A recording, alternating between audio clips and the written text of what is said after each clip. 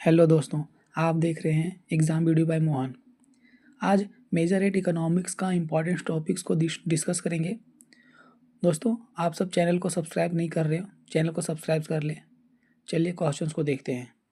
राजस्व की प्राकृतिक एवं क्षेत्र की विवेचना कीजिए। क्वेश्चन है राजस्व की प्राकृतिक, यानी कि जो हमारा जो देश का राजस्व होता है, जो हमारा टैक्सों से जमा होता है, उसका क्षेत्र और उसकी विवेचना करते हैं, उसकी प्राकृतिक क्या है उसे देखते हैं। ठीक है, इंग्लिश में क्वेश्चन है discuss the nature and scope of public finance. ठीक है दोस्तों, इसका आंसर्स को देखते हैं। लोकवित्त यानी कि पब्लिक फाइनेंस, आप उसको राजस्व भी बोल सकते हो, आप इसे राजस्व भी बोल सकते हो, और पब्लिक फाइनेंस दोनों एक ही है। ठीक है ना, राजस्व और लोक वित्त दोनों एक ही है। लोक वित्त एक अध्ययन है अर्थशास्त्र की उन महत्वपूर्ण शाखाओं में से एक है जो सरकार की वित्तीय गतिविधियों का विश्लेषण करती है। पब्लिक फाइनेंस क्या है दोस्तों? राजस्व, जो सरकार का एक ना अध्ययन जो कि उसका सरकारी शाखाओं का गतिविधियों का विश्लेषण करती है। सरल शब्दों में हम यह इसे बता यह अध्ययन है कि सरकार पैसों कैसे जुटाती है और कैसे किन क्षेत्रों में खर्चा करती है। उसे मतलब सरकार जो पैसा टैक्स लेती है वो उस तरह जुटाती है और फिर खर्चा कहाँ करती है, जैसे कि रोड बनाने में, एयरपोर्ट वगैरह सब कुछ बनाने में वो खर्चा होती है।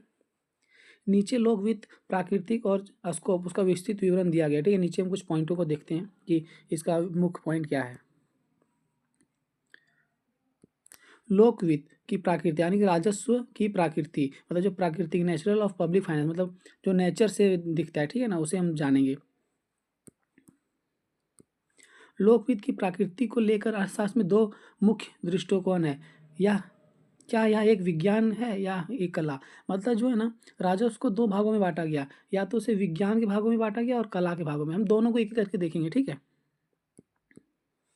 लोकवित्त एक विज्ञान के रूप में, अभी हम विज्ञान के रूप में देखेंगे, उसके बाद फिर कला के रूप में भी देखेंगे। ठीक है, विज्ञान किसी विशेष का क्रमबद्ध अध्ययन है जो कारण और प्रभाव के बीच संबंध बताता करता है, स्थापित करता है। यहाँ साइंस के लोग जो मतलब राजस्व जो है वो साइंस के रूप में यानी कि विज्ञान के रूप में ना अध्ययन और क्रमबद्ध, मतलब यानी कि उसे ना एज इट इज, मतलब कारण और प्रभाव को ना संबंध स्थापित करता है। मतलब जैसा है वैसा ही विज्ञान के रूप में दिखाया था, इसमें कुछ भी इधर उधर का नहीं दिखाया था उसमें। मतलब पॉइंटों का वन बाय वन सब पॉइंटों को दिखाया जाता है। यह सरकारी आय और व्यय का आंकड़ों का वैज्ञानिक विश्लेषण रखता है। यहाँ क्या कहा गया, आय मतलब इनकम और खर्च दोनों ना विश्लेषण रखता है, और वैज्ञानिक यानी कि साइंस के रूप में रखता है। ठीक है, इसका कुछ वास्तविक विज्ञान जो पॉजिटिव साइंस है, यह बताता है कि सरकार का वित्त स्थिति क्या है, जिससे राजकोषीय घाटा कितना है। मतलब पॉजिटिव साइंस में क्या है, वास्तविक विज्ञान में कि इसमें स्थिति दिखाता कि अभी राजकोष यानी कि जो हमारा देश का राजस्व है वो घाटा में है या फिर प्रॉफिट में, वो यहाँ पे दिखाया जाता है। अर्थशास्त्र विज्ञान नॉर्मेटिव साइंस यह भी तय करता है कि वित्तीय नीतियाँ कैसी होनी चाहिए ताकि अधिकतम सामाजिक कल्याण हो।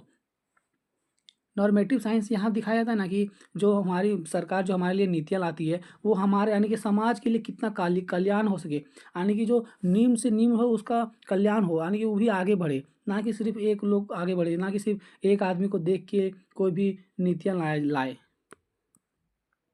राजस्व में तत्वों एवं सिद्धांतों का नियमित तथा क्रमबद्ध तरीके से संग्रह किया जाता है।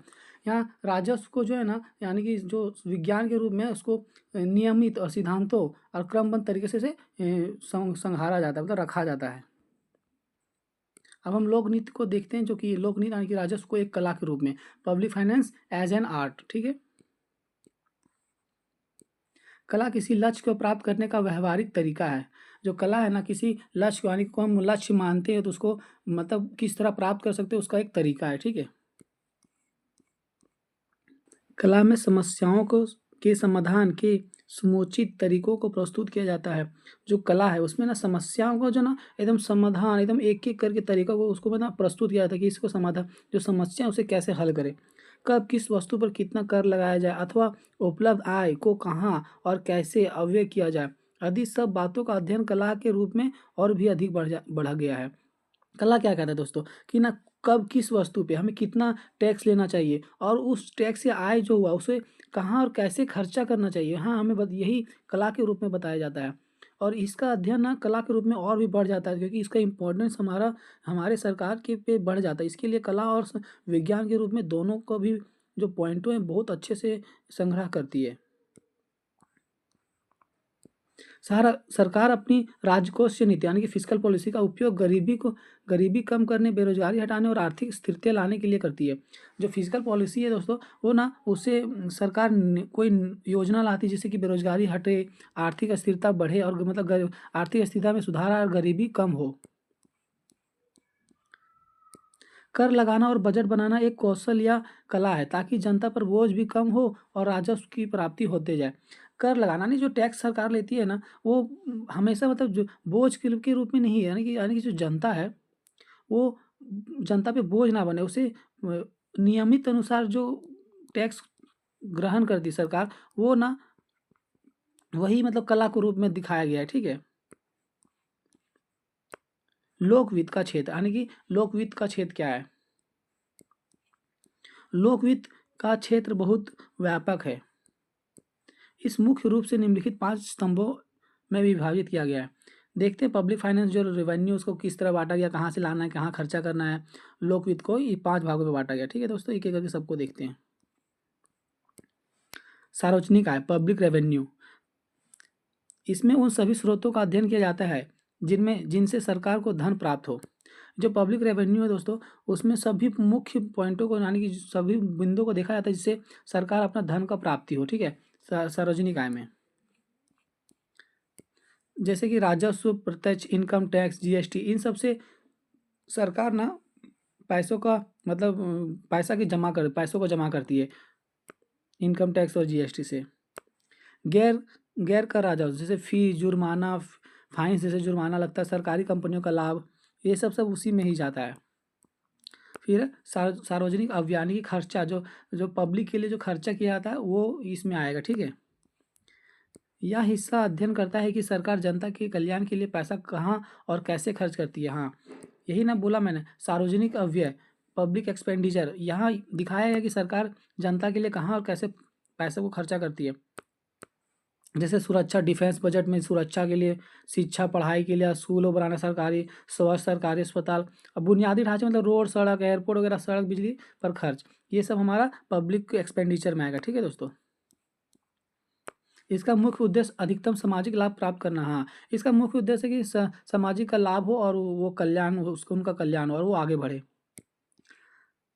सार्वजनिक ऋण, पब्लिक मतलब ये है कर्ज वाला, जो मतलब जो सार्वजनिक में पूरा कर्ज है ना, वो उसका यहाँ पे इस नीचे एक्सप्लेन किया गया है। ठीक है। जब सरकार का खर्च उसकी आय से अधिक हो, मतलब मतलब सरकार जो है 100 रुपया खर्च करती है और वो 50 रुपये ही कमाती है, तो वो सार्वजनिक ऋण है, वो 50 रुपये कर्जे में चले जाएगी। इसमें आंतरिक देश के भीतर और बाहरी ऋण, आईएमएफ, विश्व का बैंक, अन्य देशों का अध्ययन किया जाता है, यानी कि जो कहाँ से कर्जा लिया जाता है वो यहाँ से नापा जाता है, आईएमएफ से, विश्व बैंक या अन्य देशों से। ठीक है।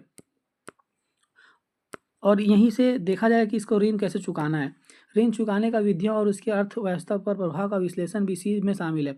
और जो ऋण आप लोगे तो उसको चुकाना भी तो यही इसी में नीति में ना रहेगा, तो इसमें यही बताया गया है। वित्तीय प्रशासन, फाइनेंस एडमिनिस्ट्रेशन। ठीक है। यह लोक वित्त का प्रबंधीय पक्ष है। इसमें बजट तैयार करना, उसे संसद में पारित करना और सरकारी खर्चों का ऑडिट करना शामिल है। फाइनेंस, जैसे फाइनेंस मिनिस्टर भी वित्त मंत्री निर्मला सीतारमन, ये इनको ये सौंपा गया कि आप इनका बजट बनाएं, तैयार करें और संसद यानी पार्लियामेंट में पारित करें और उनका खर्चों पर फिर ऑडिट करना शामिल करना होता है।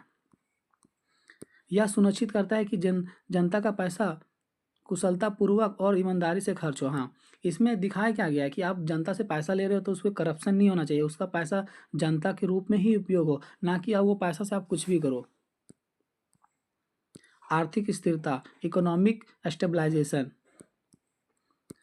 आधुनिक समय में लोक वित्त का उपयोग अर्थव्यवस्था में मंदी या मुद्रास्फीति, इन्फ्लेशन को रोकने के लिए किया जाता था। यहाँ क्या है दोस्तों, आर्थिक स्थिरता आने की, जब ना अभी कभी कभी क्या होता है, महंगाई इतना बढ़ जाता है कि मतलब पैसों का ना जैसे मतलब हम लोग का रुपये का वैल्यू गिर जाता है। तो इस आर्थिक स्थिति में यही है ना कि इसका जो पैसा वहाँ जो रहता है उसको रोकने के लिए, यानी कि हम कम खर्च करें ताकि हमारा रुपये का वैल्यू बढ़े, ना कि घटे। तो इन्फ्लेशन, मुद्रास्फीति को रोकने के लिए भी किया जाता है। और खर्च में बदलाव करने की कीमतों को स्थिर रखती है। और खर्च में कभी कभी बदलाव भी होती है ताकि कीमतों में मतलब स्थिर रहे, ना कि बढ़े ना कि घटे, एकदम सबको सबको देखते हुए मध्य में रखते हुए खर्च को बदलाव करते हैं। चलिए निष्कर्ष को देखते हैं। निष्कर्ष, लोक वित्त केवल आय अव्यय का लेखा जोखा नहीं है। जो लोक वित्त यानी कि राजस्व केवल अव्यय यानी कि खर्च और कमाई का लेखा जोखा नहीं है, बल्कि यह देश का सामाजिक और आर्थिक विकास का एक शक्तिशाली साधन है। क्या क्या आ गया कि देश का सामाजिक यानी कि जो समाज के लिए, और आर्थिक यानी कि जो पैसों, आर्थिक यानी कि आप कितने हो, वो एक शक्तिशाली साधन है को समाज को आगे ले जाना और आर्थिक रूप से आगे ले जाना। यही एक राजस्व का मतलब मुख्य परिभाषा है। इसका मुख्य केंद्र बिंदु लोक कल्याण है। इसमें मुख्य बिंदु जो है ना लोक कल्याण, यानी कि लोक का कल्याण करना ही मतलब हमारा राजस्व का सही उपयोग होगा। अगर वीडियो अच्छा लगा हो तो दोस्तों के साथ शेयर करें और चैनल को सब्सक्राइब करें। धन्यवाद।